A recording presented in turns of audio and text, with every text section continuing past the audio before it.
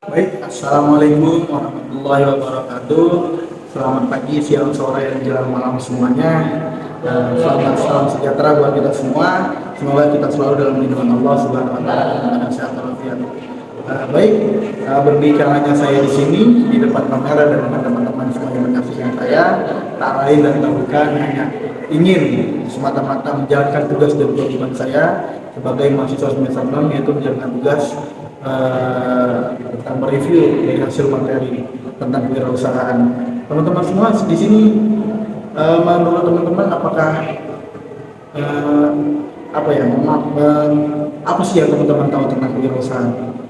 Mungkin menurut saya kewirausahaan menurut saya adalah suatu pola pikir seseorang yang lebih kepada membangun suatu karakter dalam diri, skema hidupnya dan skema sehari-harinya itu seperti usaha.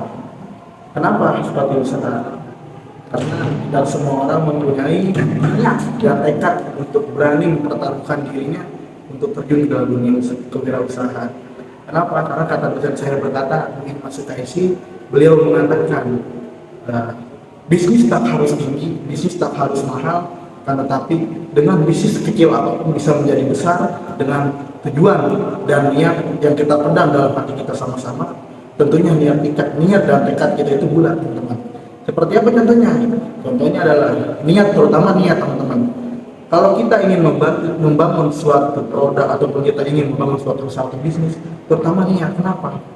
Seorang pengusaha itu harus lebih kayak kompeten dalam menjalankan kewajiban dan tugas dalam berusaha. Gak bisa seorang pengusaha harus malas-malasan. Hari ini dia jualan, hari besok dia udah hari ini jualan, hari besok nggak. Kenapa? Yang ada tentunya tekor atau rugi yang menimbul dalam strategi kehidupannya itu, teman-teman. Nah, maka dari itu yang terutama harus ditanamkan dalam teman-teman skema hidup dalam diri teman-teman adalah niat.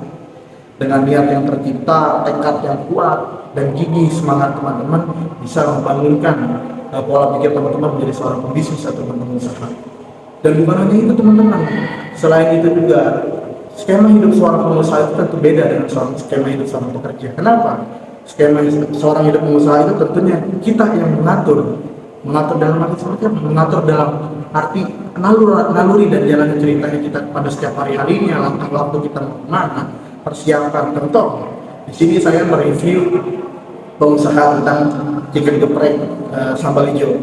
Tentunya pastinya seorang pengusaha chicken geprek itu harus mempersiapkan modal-modal, terutama modal awal dia harus putar uang, modal kembali itu uang. Tapi kelebihan daripada itu adalah sekecil apapun usaha yang ada dalam teman-teman semua dan teman-teman jalani, teman-teman tetap lebih di atas dari seorang pekerja.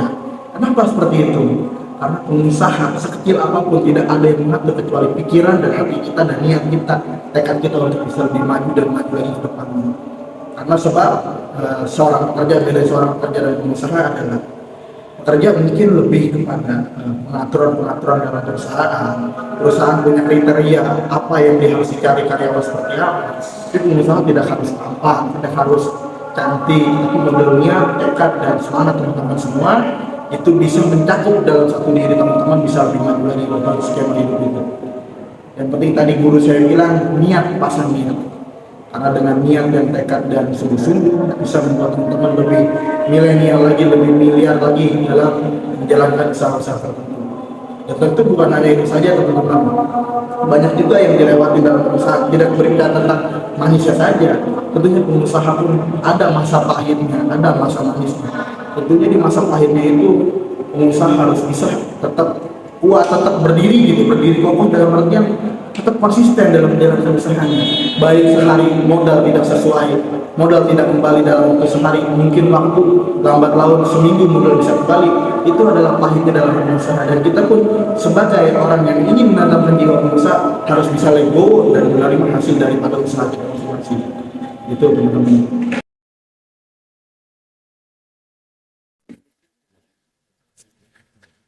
Apa itu Kak? Oh, ya. Bentar ganggu waktunya kan? Ini saya bohong. Di sini saya coba ini tanya tentang usaha lah, kan yang lebih tahu pengalaman matang tentang usaha itu bapak apa dan gimana sih juga. Karena saya dapat tugas dari bagus mata kuliah kewirausahaan untuk mereview usaha-usaha yang harus kita tahu UMKM lah Kak.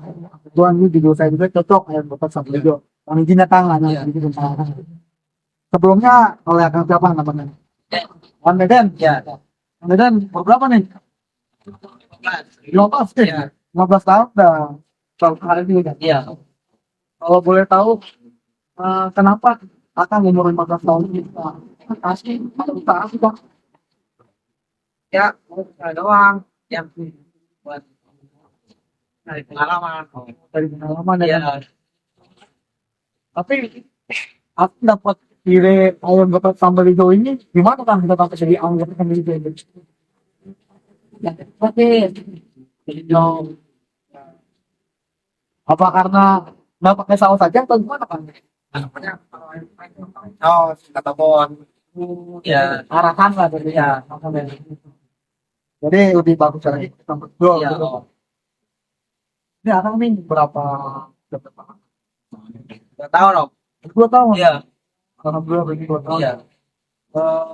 Akan bisa cerita nggak? Paling-palingnya akan 2 tahun itu bisa buka usaha gitu. Ya, kadang kita dimarahin sih om. Iya. Kalau ada salah apa, marahin.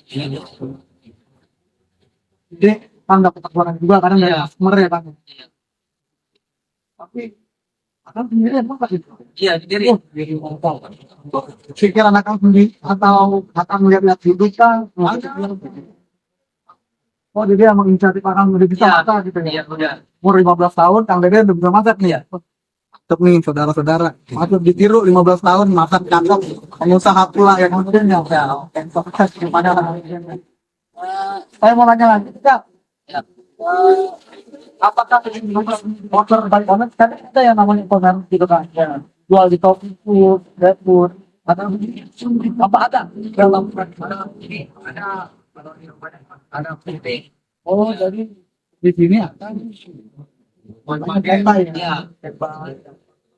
Oke, melakukan peluang apa itu? Berapa? Macam itu saja. Ya.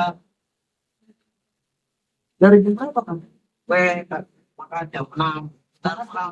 Iya, pulang. Tanya sama gue ini. Terus terganti lagi sama tempat Ya. buat ganti usahanya. Tapi lumayan untuk keuntungan yang kami dapat. Lumayan kan buat rumah makan hari-hari lah ya. Gitu ya bang. Tapi apa ada cabang kan? Ada banyak kok. Oh saya bang. Nah, bang coba. Tapi bukan penyakit sendiri, ada lagi ya. Iya, ada lagi. Orang lagi yang megang. Kita sudah sama aja rasanya. Kenapa kapan ayam bapak sekarang cok?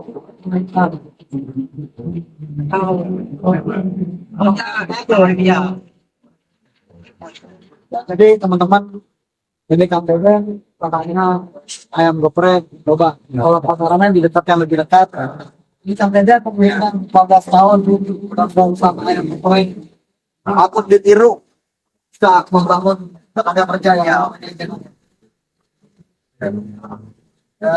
lokal apa ke depannya bang kalau bilangnya nah kita melakukan kerja juga buat yang lain udah kan ada yang ngomong terima kasih buat pendengar semoga bermanfaat buat kita termotivasi lah kan apa ada kata-kata kan kalau kata anak sekarang motivasi lah buat ada kelihatan ya harus semangat gimana gitu Semangat lah om. harus semangat Iya. itu harus itu kan Iya. dan kemudian bisa beli bisa datang merah Ya.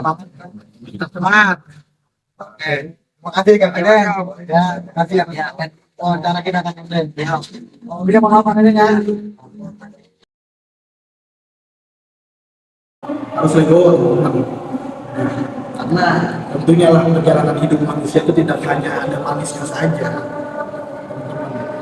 Kita lihat pengusaha-pengusaha di luar sana, para investor yang berdiri, pasti mereka dari bawah mereka menanamkan dirinya untuk menjadi seorang pebisnis, sehingga sekarang beliau-beliau semua yang ternama, yang terdiri dan teratas mempunyai gelar khusus untuk mereka semua. Ada juga positifnya untuk warga sekitar, positifnya untuk negara. Kenapa? Karena pengusaha yang benar-benar komitmen, yang benar konsisten dalam menjalankan usahanya akan tinggi dengan sendirinya, dengan hasil usaha kerja kerasnya bakalan menunjukkan potensi diri seorang pengusaha itu berhasil apabila seorang pengusaha itu mempunyai cabang-cabang tertentu, membuka cabang atau mempunyai karyawan. Tentunya itu positif buat kita semua karena bisa berkurangnya juga inflasi dalam suatu negara. Itu juga lari pada seorang pengusaha. Maka dari itu pentingnya seorang pengusaha dan pentingnya belajar pengusaha itu adalah itu. Ya, terutama kita berbicara tentang syukur, kita bisa berbicara tentang diri kita sendiri dan keluarga, tentu cukup pengusaha. Dan kita yang mengatur baik buruknya, kita yang mengatur mengelola uang dengan baik. Dan tetap teman-teman tadi pasangkan niat, konsisten, tekad, dan juga tetap semangat. Jangan sampai ketika teman-teman berusaha atau teman-teman menerima jatuhnya dari usaha itu, teman-teman menyerah. Bukan seperti itu yang disebut dengan pengusaha. Tapi pengusaha adalah menerima dan melego hasil dari keringatnya sendiri, Pak. Usaha kerja payahnya sendiri, walaupun itu setidaknya hasilnya tidak memuaskan, tapi adalah itu perjuangan. Berarti ada yang perlu dievaluasi, apa yang kurang.